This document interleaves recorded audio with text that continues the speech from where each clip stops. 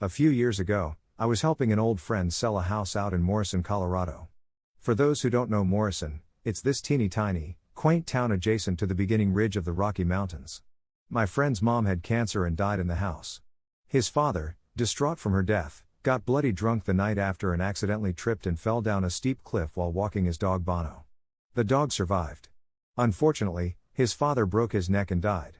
Fast forward a few months, I'm doing a preliminary check on the house's condition when, in the kitchen, a knife literally was flinged out of the silverware drawer, right towards my foot. I narrowly dodged a trip to the hospital. I felt it was a freak accident and carried on with my inspection. That afternoon, a fierce snowstorm came through and essentially closed down the one-way dirt road out of town. I called my buddy up and he gave me permission to stay in the house on the condition that sleep wherever, but don't sleep in my parents' room. The house sometimes makes noises during snowstorms and it can get pretty loud. He explained it had to do with the piping running right under his parents' bedroom. Sure enough, around 3 a.m., I began hearing pipes.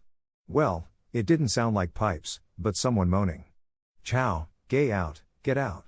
The voice sounded like a demon and scared the living watsoo out of me. I ran outside and slept for the rest of the night in my frozen car. The next day, I wake up and find scratch marks along the side of my car. Inside, the house is trashed. Just destroyed, with no sign of break-in whatsoever. I call the police and my buddy and explain what happened. Because of the events and the fact I was now a person of suspect, I decided to hand off my duties to my partner. That is when things got even weirder. A week later, my friend called me from a rest stop. I'm not sure how I got here, he told me over the phone. Apparently, he had sleepwalked 5 miles in the middle of the night to this stop. I thought he was losing his mind, until he told me this after I picked him up.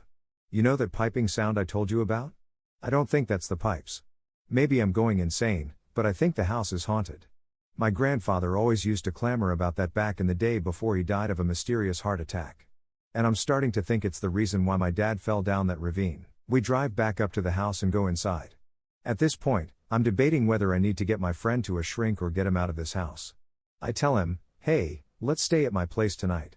Suddenly, the floor started shaking and a loud "get out" violently echoed through the hallways. My friend doesn't react. Meanwhile, I freak out and run for my car. I drive home, sleep it off, and call my friend the next day. "What are you talking about? You came over, we played cards, and you left. Nothing out of the ordinary." How did my friend not remember what happened the night before?